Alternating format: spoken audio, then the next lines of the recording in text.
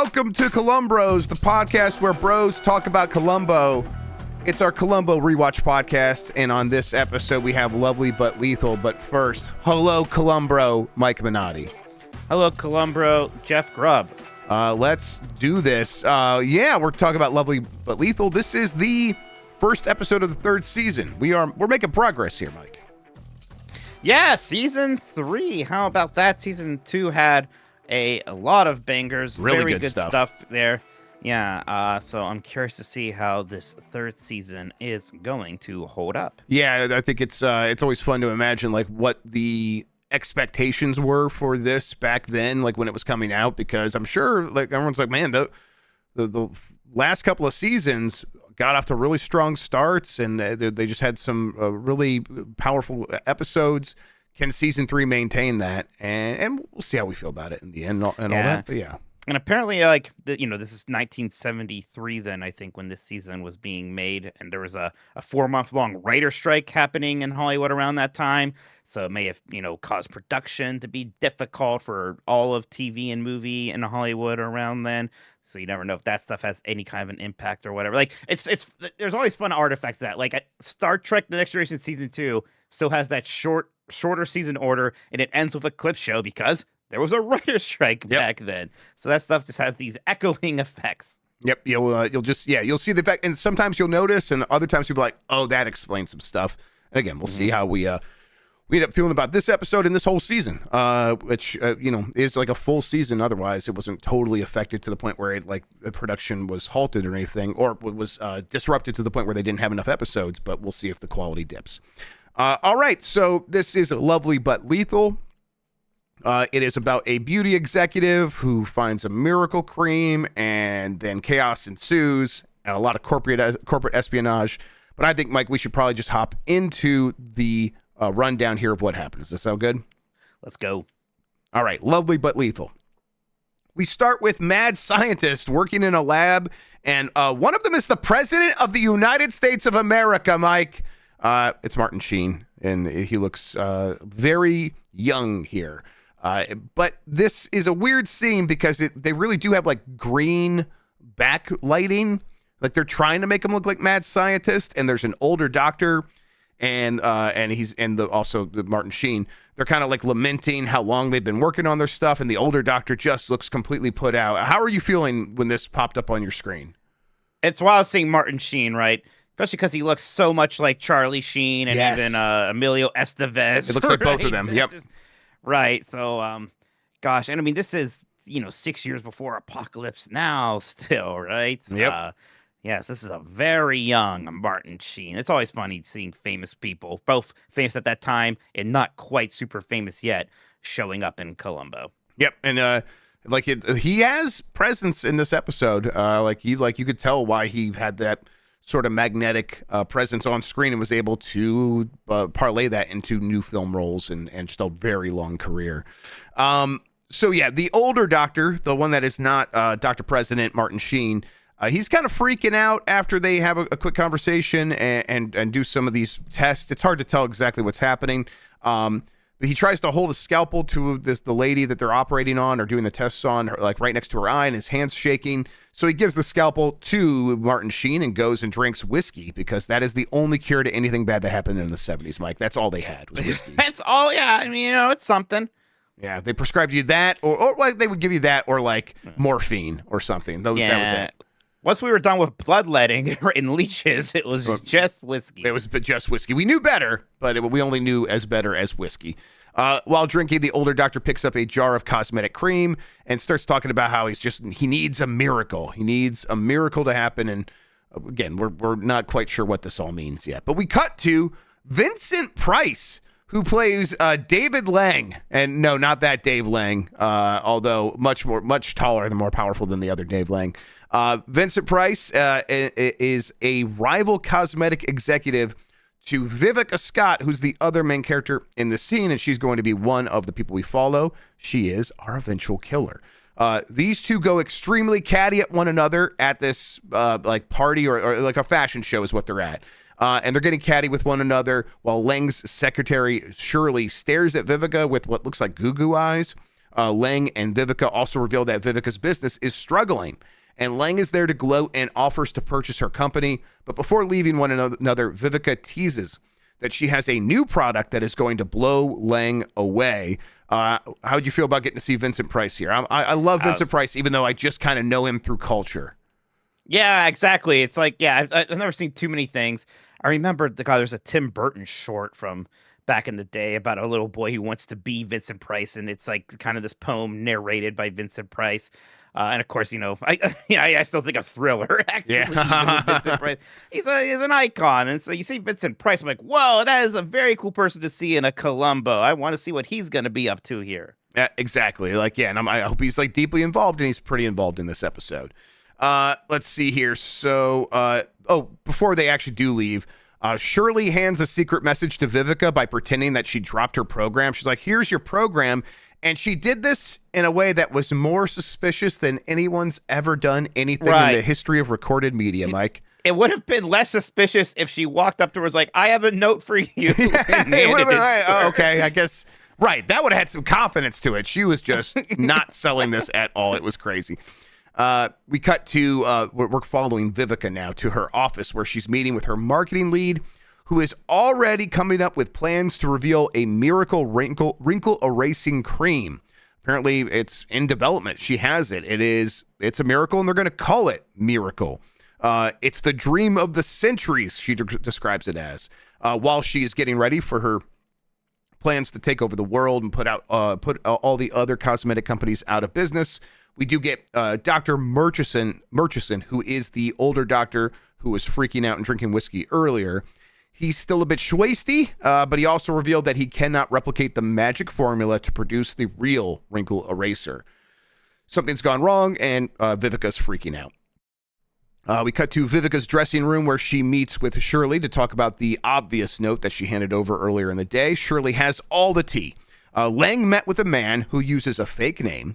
Lang got a $200,000 check to pay the man. The man was demonstrating a miracle wrinkle eraser cream on an old woman in Lang's office. Shirley brought in the lady and also removed the cream from the woman's face before Lang could get it and take a sample. Shirley then does the same thing by applying, she brings an old lady into Vivica's office to show off the cream because she has it. And Mike, I guess this was supposed to look like the wrinkles were gone.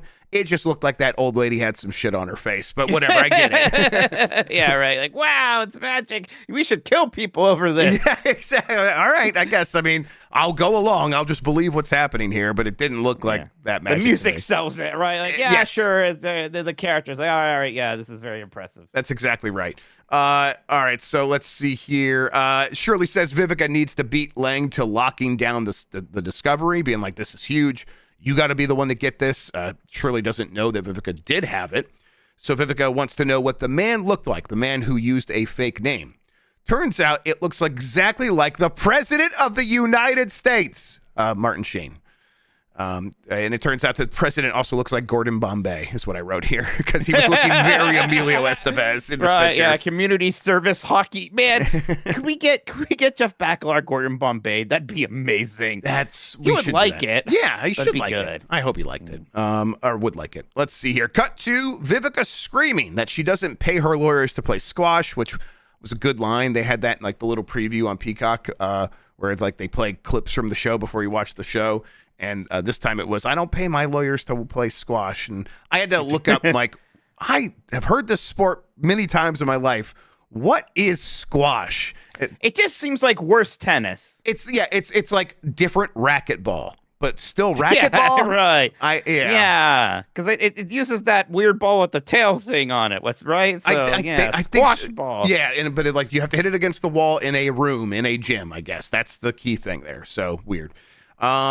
Let's see here. She's yelling this while still looking at pictures of Martin Sheen, and basically like, oh, that is who was using the fake name and is trying to sell this stuff. She's beginning to piece together what has happened here.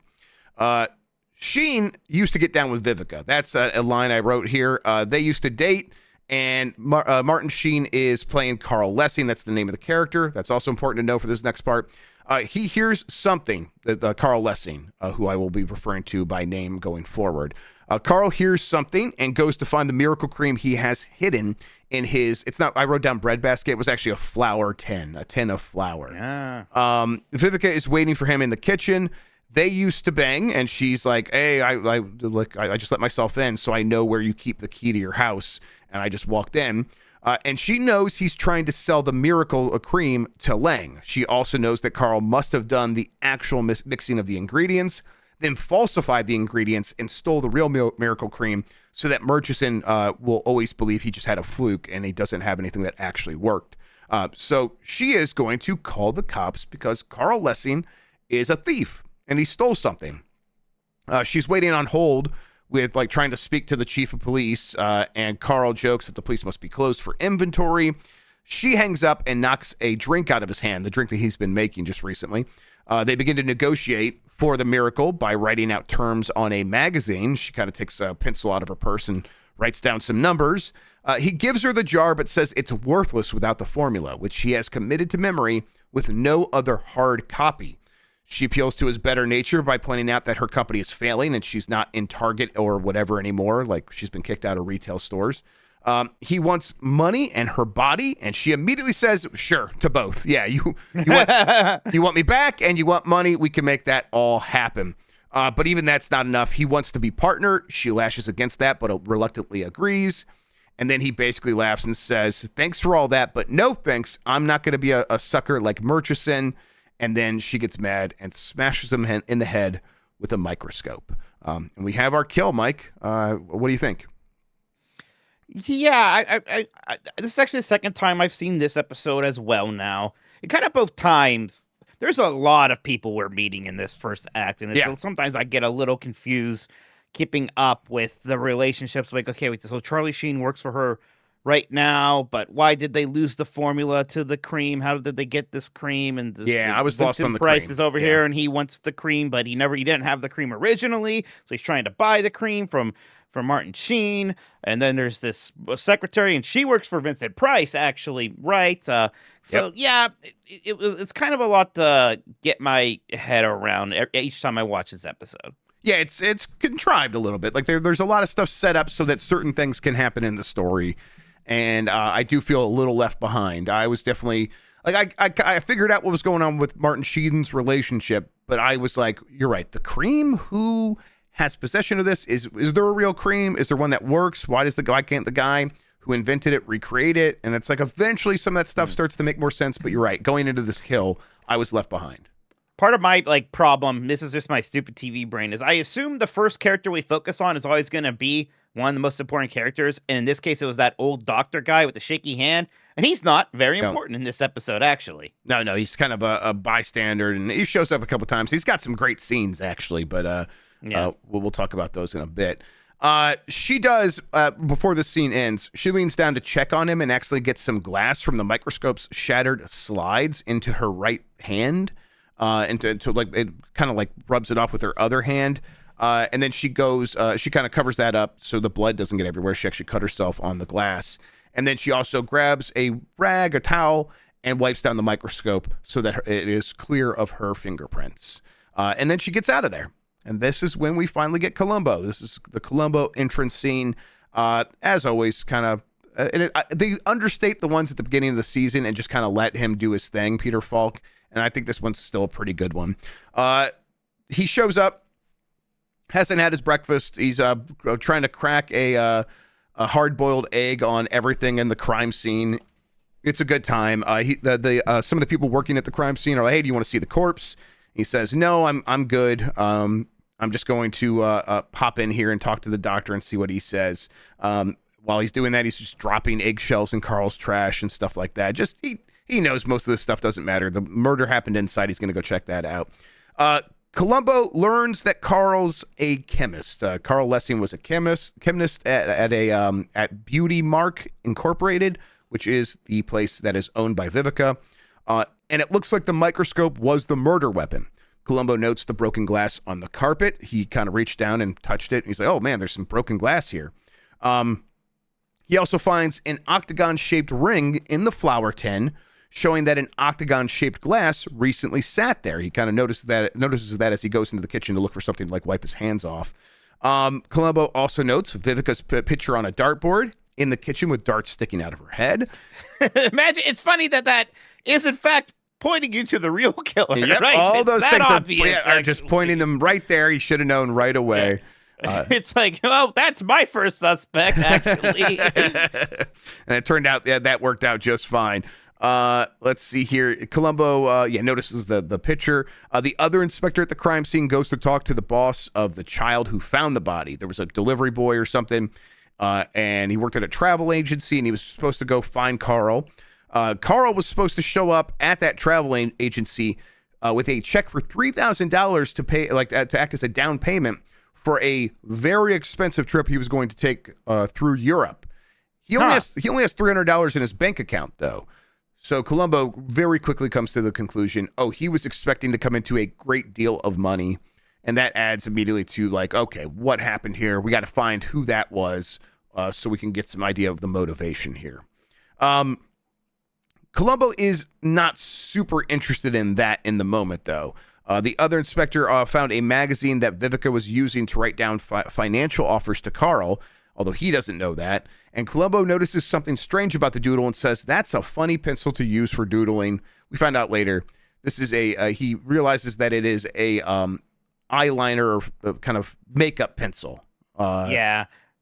This is a pretty stupid thing to leave at the crime scene for Vivica here, right? Yeah, if you're cleaning up literally just her handwriting. Her handwriting with a pencil that she has in her purse with her all the time. Yes. Clearly it has offerings of money being doodled down there. So this is almost too stupid to believe a little bit that this was left behind. But. Yeah, and it's such a massive clue that it doesn't feel super elegant for sure. All right, so that's that scene. We cut to a photo shoot of Beauty Mark Incorporated for lipstick or something. Columbo enters and spots Vivica. Columbo asks about the murder, and Vivica pretends not to know him, pretends not to know Carl Lessing all that well. Apparently, Carl was going to be fired that day. Columbo learned that by talking to personnel at Beauty Mark. But that was due to no fault of Carl. I didn't really understand this one, Mike. It's just downsizing, I guess, is what they're saying. Yeah, right. And it's like they are doing bad. That's company, right. You're right. So that must have been. It's just maybe the term layoffs hadn't been really coined in this time, and you would just fire people because you were doing bad. Maybe that's what they were getting at. Columbo turns on the charm, though. It's time to fire the afterburners, and he gets kind of like, oh, hey, I know you. You're a famous fashion lady, Vivica, and my wife knows all about you and all that stuff. But he also noticed that Carl's folder was the only one in the personnel files to be turned backward. And he brings that up to Vivica, and he's like, hey, who has a key to that file thing? She says, I do, and so do a dozen other people. But Columbo's pretty happy with that answer. And he leaves to go check out the Beauty Mark lab. Vivica calls to tell them to expect Columbo and let him in. And he suddenly reappears. It says, I think a woman killed him. Do you know any women here? Do you know any women? Have you ever seen a woman? He points out that the TV guide that had a lot of figures and dollar signs written, all that stuff was written in the black eyebrow pencil. And he's like, kind of thinking he's pretty clever.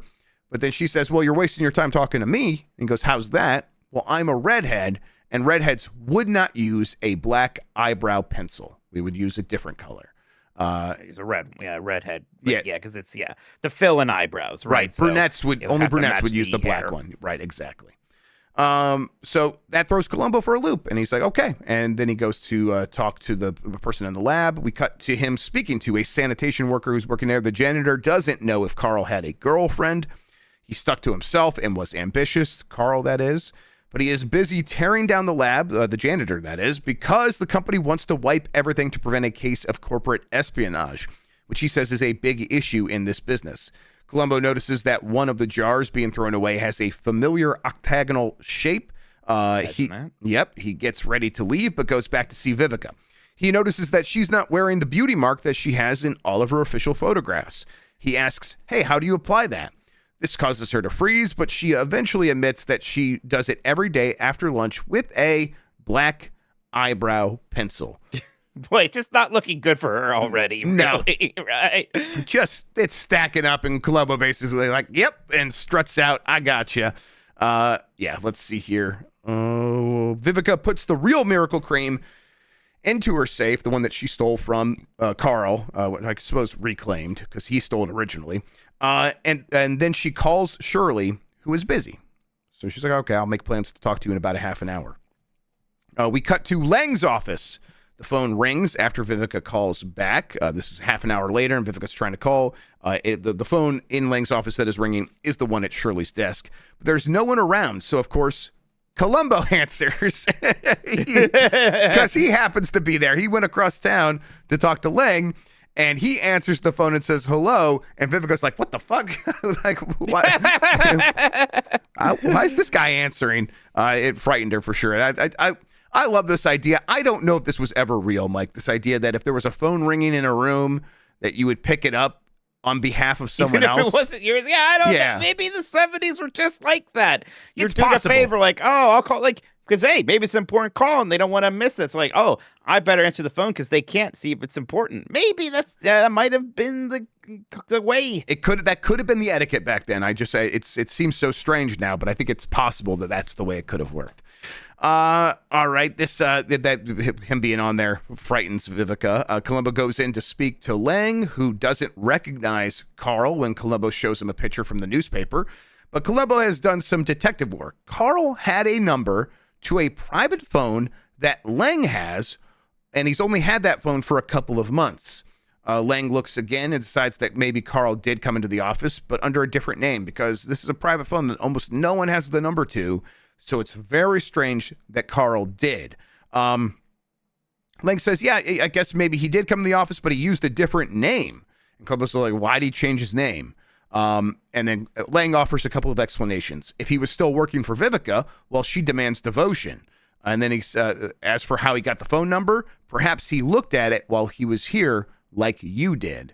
And then Columbo suggests maybe some corporate espionage was happening. How are you feeling about the various characters at this point of the story, Mike?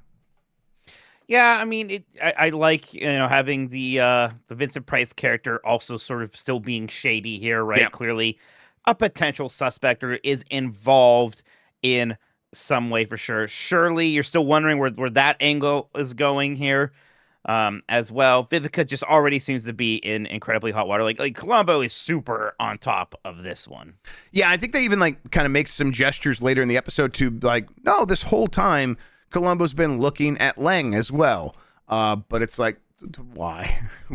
we could kind of see where this is going pretty quickly. Yeah, as far as Columbo suggesting corporate espionage, well, this next scene that we're cutting to is Shirley, who works for Lang, and Vivica having a secret meeting at a fashion boutique to share the details of the various goings-on in Lang's office. Shirley is sure that Lang did not kill Carl. When he found out that Carl was dead, he looked shocked, and then he went to the bank and deposited the $200,000 check back into his account. Like, oh, maybe he shouldn't have done that right away. He did it right away, and it's important because he got that money out the day before Carl died. Then he had a meeting with Carl, and then Carl died, and he puts the money back. Yeah, doesn't look great. Let's see here. Shirley begins to intimate that she knows Vivica killed Carl. Vivica invites Shirley to a secret meeting at 3:00 to talk about Shirley's future, something that Shirley's been keen to do for a while. And I bet that future will be measured in many, many years, eons even, Mike. Yeah, I feel like we've seen this character a few times now, Columbo. The idiot who decides to extort and cozy up to the killer. Yes. Right? The heckless social climber always happens to find the killer. Right, and they're always like, oh, well, I'll use you to advance my career and or love life. And also, I'm not going to tell anyone what you did, so you better do what I say, or what are you going to do? Kill me? You're right. This is a familiar trope at this point. All right, we cut to, so here's the thing. Shirley smokes a lot. Columbo commented on it earlier in the show, Mike, and it's like, yeah, it felt like it was going to come up and be a thing. I don't know why, but I do like it when Columbo, he's iconic having the cigar, of course. I do like when he's like, hey, this is bad for our health, right? Yep. like it because it is romanticized in a way, and it's nice to sort of bring reality crashing back down onto the thing. It's a double standard for sure for him to scold a young lady for smoking while he does it constantly. But Yeah, it felt a little bit like, oh, they were kind of learning at this time just how bad cigarettes were. So we're going to bring it up as part of the plot, but Columbo's going to have some things to say about it before that happens. All right, so okay, this is a whole scene. I forgot about this. All right, let's start with the cigarette thing. I brought that up because Vivica is poisoning a cigarette while her army of women training like ninjas behind the door at Stan Bakita's Donuts in Wayne's World. Like, I did not know what this was. It's like, it just looked like an army of women training. But like, yeah, I don't know. You know what it is? It's a fat farm, which is a term I had heard before in my life. Like fat camp. I've seen movies, documentaries about that. Yeah, Heavyweights. Heavyweights is a great documentary about. A great movie. Yes, it's fantastic. I did not realize fat farms were kind of a similar idea, but seemingly for adult women. Yeah, I've seen media bring it up before. I remember when Daphne in Frasier, when the actress was pregnant before her character was, it was like a rare blight on Frasier was fat. They're like, she just got fat, and there was a lot of jokes about she was fat. And then when she had the baby to like do her maternity leave, she went to the fat farm, and I thought that was pretty lame. Well, you know what? Columbo doesn't think it's lame. He thinks it's a great idea for his fucking wife, who he's like, that's a fat bitch. What? This was crazy. Like, my wife needs that. She's so fat. It's crazy. I was baffled that they had Columbo do that. Look, Jeff, we didn't have your Ozempic back That's then. right. Yeah, I'm cheating. I'm on the juice. That's fair. But if I wasn't, I wouldn't want my friend Columbo saying shit about it. You got the government telling you to eat 20 portions of bread a day? What happened there? Gotta get your cereals, multiple. Anyway, Columbo wants to tag along with Vivica while she's on her way to speak with Shirley. He doesn't know she's on her way to speak with Shirley. Vivica loses Columbo by going through the nude sunbathing wing of the fat farm, and Columbo's like, whoa. Why does the fat farm have nude sunbathing? Right. I guess the whole idea was like, it's a whole beauty makeover thing, and we're going to get you tanned, I guess. But right. And Vivica works this fat farm out as a sidekick. I don't know. Yeah, right. It's a community service. I can't. Right. Yeah. Is it like government? It's an NGO, a non-government organization putting this on. All right. So, but she sends him off saying, hey, obviously you don't want to follow me through the nude bathing part of the fat farm. Why don't you go meet Dr. Murchison, who I know you've been looking for and you haven't been able to speak to yet. I found him, and he's hanging out here. Shirley is waiting for Vivica, though, at the farm before we see what happens with Columbo. But the time is getting late, and so she leaves. Vivica finds her walking out and knocks Shirley's purse out of her hand in a way that looks like she's just being clumsy. She picks it up. She's like, oh, let me get that for you. I knocked it down. But not before dropping the old pack of cigarettes that she has onto the ground behind them and then stuffing something else into Shirley's purse pocket. Then we cut to Murchison getting worked over by German massage artist with huge forearms, Mike. This guy, I don't know why he was in the story for this part. I guess it was like he loves Vivica, and so he's like super loyal to her and will do anything, and she is making sure that he's not going to go do something stupid or hurt himself or report like what he knows to the police necessarily, because what does he really know? But like by like taking care of him and putting him in this fat farm and being like, here's a wing you have to yourself. Yeah, I mean, I guess it's supposed to reinforce how some people are incredibly devoted to this woman, right? Yeah. He says this constantly, right? Like he loves her and blah blah blah. Fun thing here. The masseuse here is actually played by Anne Ramsey, who is also Mama Fratelli in The Goonies. No way! Really? I didn't notice that. Yep. So there you go. All the stars really are here in this one. Shout out to Mama Fratelli. Shout out to Mama Vitelli, but also Mama Fratelli. Yeah, right. Yeah. That just clicked with me, by the way, that name. I think he said that was a coincidence, which I might. Man, that really? can't be true, but I think he did. I don't believe him. Yeah. All right. Let's see here. So then I think we're gonna say he talked to Murchison. Columbo did. and he's trying to get some answers. All he really gets from him is that Vivica can be kind of mercurial because of her beauty, and he puts up with that, and that makes him different than everyone else because he's super devoted. So then we cut back to the conversation that Vivica's having with Shirley, and Shirley's asking for an executive level job with Vivica as part of all the work that she's done to like do the corporate espionage stuff.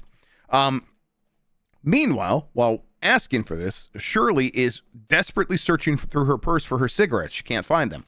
Vivica says she'll give her the job and get her cured off the wacky, well, not the wacky, the regular tobacco, while also offering her one of her own, and now we know, laced cigarettes, which she takes and starts smoking. And she's like, oh, this is different.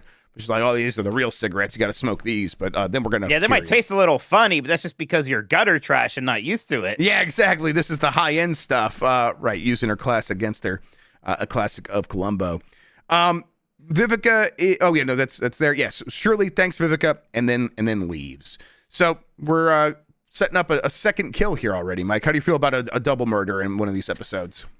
Yeah, I always feel bad, you know me. It's interesting because, you know, that first murder was a crime of passion. She didn't really necessarily mean to kill the president, right, Mr. Sheen.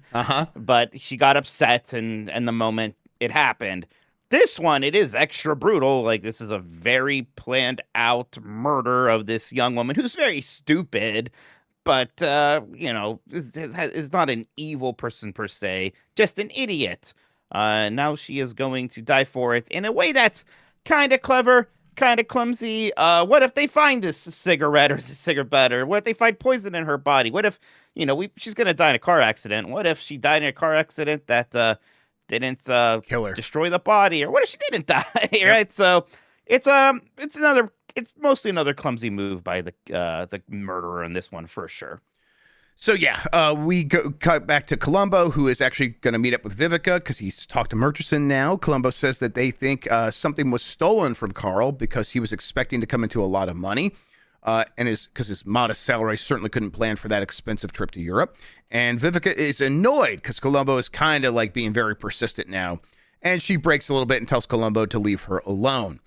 So we're already at that point now where the killer's like not putting on airs around Columbo anymore. Like, oh, here's the key. Look anywhere you want. I want to help. Here are my own special ideas about how they were killed, actually. It's already at the point of, please leave me alone. Please go away. Yep. We're going to cut between this happening and Shirley driving off, and she's smoking, and she's going to fucking die. Her vision is blurry. We cut back to Vivica teaching fat people how to be skinny, despite her yelling at Columbo. He followed her into this session anyway and tells her that Carl had a photo of her that he used as a dartboard target. He says it doesn't mean anything, and he knows because annoying, and then he has some long annoying Columbo anecdote about how nobody likes their boss. I had a cousin and his boss. Yeah. All that stuff. And then my wife had a boss. My slob of a wife. My fat wife, who I want to send here. And she gets sick of this again, and this time she runs off screaming that Columbo belongs in a museum. She's really annoyed.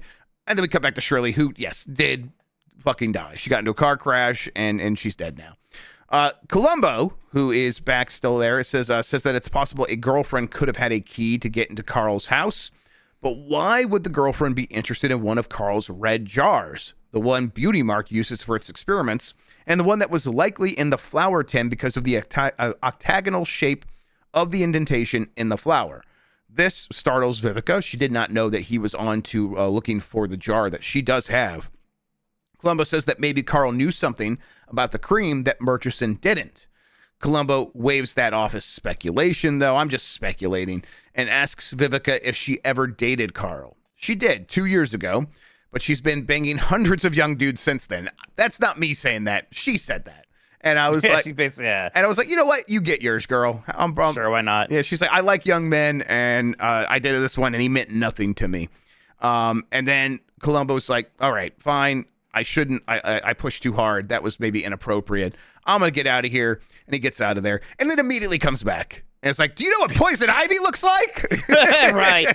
I think even already at this point, maybe both characters have been kind of scratching at a finger here and there. That's right. Sometimes. Throughout the episode, now we've seen Definitely Columbo scratching his hand, but she's been wearing gloves and scratching the back of her hand as well. In fact, I think the first time she was scratching it, she wasn't wearing a glove, and then she's been wearing gloves on her hands since then. And I think the first time was even when she put on the supposed miracle cream. She almost seemed to scratch it right after that. Exactly, that's right. She kind of a red herring. Right, she kind of had the cream, and she was like rubbing it into her fingers, and that might indicate. And wind chimes played, that kind of thing. Exactly right. We always know something's up when wind chimes play. Let's see here. The scampers off. What does poison ivy look like? Columbo has a rash he wants to show her. And his nephew, who is a dermatologist at UCLA, says it's probably poison ivy. But his other friend says that Southern California doesn't have poison ivy. It's too dry. But his cousin still says it probably is. Vivica grows sick of Columbo's games and flat out says, while he's talking about poison ivy, I didn't kill Carl Lessing. Columbo leaves without addressing that at all. He just leaves. When he does, Vivica scratches her hand through a glove. So yes, she continues to scratch and have itches through her, on her hand for some reason. Cut to Beauty Mark the next day. Columbo, there again, he's waiting for Vivica in her office. He's holding a newspaper and apologizes for upsetting her about the sleeping with dudes thing. The newspaper has a story about the death of Shirley, though. Vivica says she met Shirley at a party recently. Columbo says it's hard to tell if anything nefarious led to the car accident because it's a car accident and they tend to destroy a lot of evidence. But one of the doctors thought her eyes looked slightly dilated. Could be drugs or a fast-acting poison, says Columbo. Columbo says that they did find a copy of a check for $200,000 to Harry Smith. Columbo discovered the check was drawn the day Carl was murdered and then went back into the account the morning after the murder. Vivica then nonchalantly tells Columbo... How can you make a check out to the fake name, right? Like, how's that? Right. There's definitely some aspects of this of like, I mean, you could make it out to the fake name. How would you cash it? But I guess you would have a fake ID is probably how that works. I haven't cashed a lot of checks in general in my life. Most I've had like direct deposit, and those have been from like workers and stuff like that. I guess if you are going to go get like a cashier's check or something from the bank that actually like draws the money out, maybe there's some other different rules that I just don't know. All right, so let's see here. So we're tracking the check, what happened there. Vivica nonchalantly tells Columbo that David Lang was a chemist, and Columbo says that could be helpful. Maybe he was doing something with the poison ivy or something like that. He leaves and then immediately comes back. He did have poison ivy. He's like, oh yeah, I got it checked out, but I don't know where I got it from. Turns out Carl was messing around with the extract of poison ivy. So it must be from his house. Columbo kind of pieced that together when he saw some drawing on a chalkboard that turned out to be an extract of poison ivy. Although Columbo still doesn't know how it ended up on his hands. Columbo leaves, and Vivica realizes her hands, which she's been covering with gloves, must also have poison ivy, and that must be the secret ingredient in the miracle cream. So we got to Murch sweating it out on an exercise bike, that doctor, the crazy doctor from earlier. Vivica asks him to test something. He says he will. Vivica goes to get it, but while in her office, she hears honking. She looks out her window, and the police begin showing up. She goes to hide the cream, but then she realizes that she's going to be caught, so she throws the miracle cream into the ocean. The jar crashes on the ocean rocks. Columbo enters as the cops are searching. They found the poison ivy at the bottom of a locked drawer in Carl's home. Columbo never went near that drawer, but he wants to find out where the poison ivy came from. He is also sure that Vivica is worried about her poison ivy. She screams that she never touched that vial of poison ivy extract that was in the drawer. He says that she is under arrest and sends the other detectives out into the hall. He explains while he's alone with her that the solution hit him when he was talking to a friend about photographs while they were going through a stack of slides. Columbo says that he'd been annoyed at the microscope he saw at Carl's, which was likely the murder weapon, was bothering him because it was missing something. There was something that normally goes with the microscope that he just didn't see, but he couldn't remember what it was. But then he realized when he heard the word slides that the slides were missing because they were smashed onto the ground. And Columbo and Vivica both got poison ivy when they reached down and touched the poison ivy covered slides that Martin Sheen was looking in at the beginning of the show. Right. I mean, Club even says, like, I think there's glass down here. And yeah, for Vivica, even when she was holding the weapon. So yes, it's from the slide because, yeah, he was researching poison ivy. And at this point, Vivica is like, Oh, you got me. She calls in the other officers and goes away with them. And that's it. And the miracle cream is in the ocean, and no one's ever going to be beautiful ever again, Mike. That's it. This is why we They don't had a have good that run. miracle cream. Yeah. Yeah. That's why Okay. we still have wrinkles to this day. Yeah, that's right. What do you think, Mike? You know, a big aspect of a Columbo episode is always what is the kind of the profession, the setting, the special hook. Doing it in the cosmetics world is interesting because, you know, there's this juxtaposition of beauty mixed with the hard science of chemistry. The people involved with that. So, yeah, it seems like it's a good setup, but I don't think this is the strongest episode. I think I could have solved this murder, Jeff. I don't think we needed to put Columbo on this one, actually. Wasted the big guns a little bit. Yeah, I'm with you. Like, it didn't feel like we were too led astray in too many points. You know, the point of Columbo is not necessarily twists and turns, but you do want to feel like he's overcoming a challenge and like zeroing in on her. And it's like, oh, it felt like he zeroed in on her immediately. The pencil thing being brought up and sort of solved very quickly, like in the same scene, basically. Like he is there to talk to her. He says, "Hey, I have this theory about the pencil, and a woman did it." She has an excuse, and then goes and does something, comes right back, and gets the solution to be like, "Oh no, it is your pencil for sure." And so it all felt anticlimactic. Yeah, they could have let that one hang around a little bit longer for sure. You know, even like I like that Vincent Price is here. It feels like a little bit of a waste for him. Yeah, would have liked to see more. I mean, I would like to see Vincent Price as a killer or something like definitely. that, right? Yes, yeah. I mean, Yeah, I think this Vivica Scott, this character, pretty good. It's just nothing special. And I bet people were disappointed when this episode came out and was like, oh no, as Columbo lost a step. And we'll see. I think there's some amazing episodes to come. But yeah, this is not as good as the previous first episodes of the previous two seasons by far. No. And again, it's not terrible. It's not like it was hard to watch or something like that. It was still stuff. Fun Columbo stuff. Columbo doing Columbo things, but nothing stands out as exceptional here, except for, you know, the guest cast and seeing Martin Sheen, seeing Vincent Price, and, you know, the Goonies lady. Yes. Otherwise, not the strongest episode. That's right. And yeah, I think just that the central thread of the murder, pretty weak. But Columbo got to do some fun Columbo stuff. But even that was not like the wild or wackiest stuff we've seen from Columbo either. So yeah, all in all, a fine episode. Definitely a good example of what the show can be, but we've seen better. All right then, Mike. That's going to take us to our most important part of the episode, ranking of episodes. We have number 1, A Stitch in Crime, the one with Spock. Number 2, Suitable for Framing, which was the 4th episode of the first season.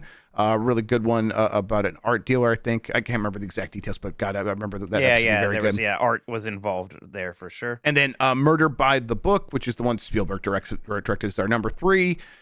We have the rest of the list here. We'll include that maybe in the description, Christian. But we'll also talk it out here as we try to place a lethal lovely but lethal into our top chart here. Where do you think it fits, Mike? Yeah, so for our current worst episode is Dead Weight, which is an early episode about the army guy with the boat. Right, he has the special pistol. And then right above that is Short Fuse with the... Gosh, that's a very forgettable episode.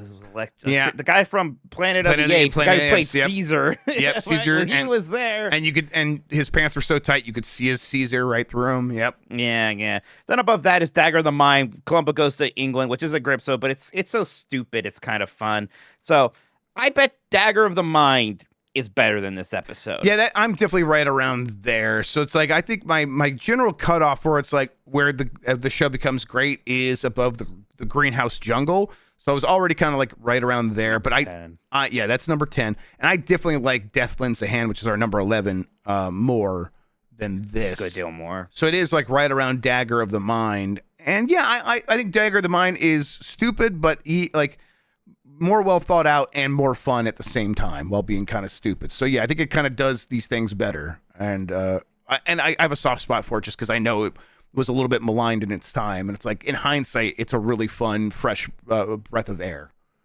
Now, do you think this episode is worse than Short Fuse, an episode I could barely remember anything about? I remember like the Planet of the Apes guy was like he was also like a chemist or like yeah, and it ended in a trolley thing, a suspended trolley. That was where the big finale happened. I remember that, right? And he was kind of a dipshit Nepo baby or something like that. I think that's right. You know what? We could put it above Short Fuse. How about that? I think I put it above Short Fuse, maybe.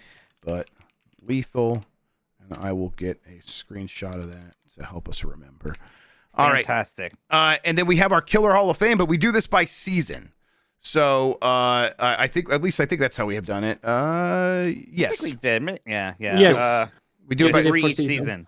Yeah, so we have a season 3 here, and we have Vivica Scott, Lovely but Lethal, as the only killer there so far. We can, once we got all the seasons, maybe we could do one final Hall of Fame and maybe pick the best from each season or something like that. Yeah, I don't think she's gonna hang once we're at the other side of the season. I'm skeptical as well. Yeah, because it's 3 we pick for each season here. Is generally how this goes. That's how it works, right? And then we kind of like, as we get to like 3, once we get to 4, one of them gets kicked out. So we'll see. Maybe she hangs around for a while. But at the end of the season, I wouldn't expect her to be there. And if she is, it's probably because it was a weaker season. I don't think that's going to happen. All right. Mike, any other thoughts before we get out of here? Well, no, I know this was not the strongest episode, but I am excited for next time, Jeff, because we have a very big fan favorite episode, often cited by people as perhaps the best episode of Columbo. It is Any Old Port in a Storm, starring one Donald Pleasance. And I love Donald Pleasance. It's a wine-themed episode, and I've seen this one before, and it is definitely top-tier Columbo. This is a very good one we've got coming up here. Donald Pleasance, who I mostly know from a couple of Mystery Science Theater 3000 movies. I love him. It's like, oh yeah, he's like a respected actor. He's in like Halloween, right? He's great. Yeah, he's in Halloween. You Only Live Twice, I think, is the villain. For that, the Great Escape and Escape from New York. Yeah, an interesting film. Oh, he's the president of the United States in Escape from New York. Yes. How about that? Yeah. Donald Pleasance. All right, I'm looking forward to it. I can't wait. Yeah. Maybe we'll call in Mike Mahardy and I'll be like, give me some wine language I can use in here.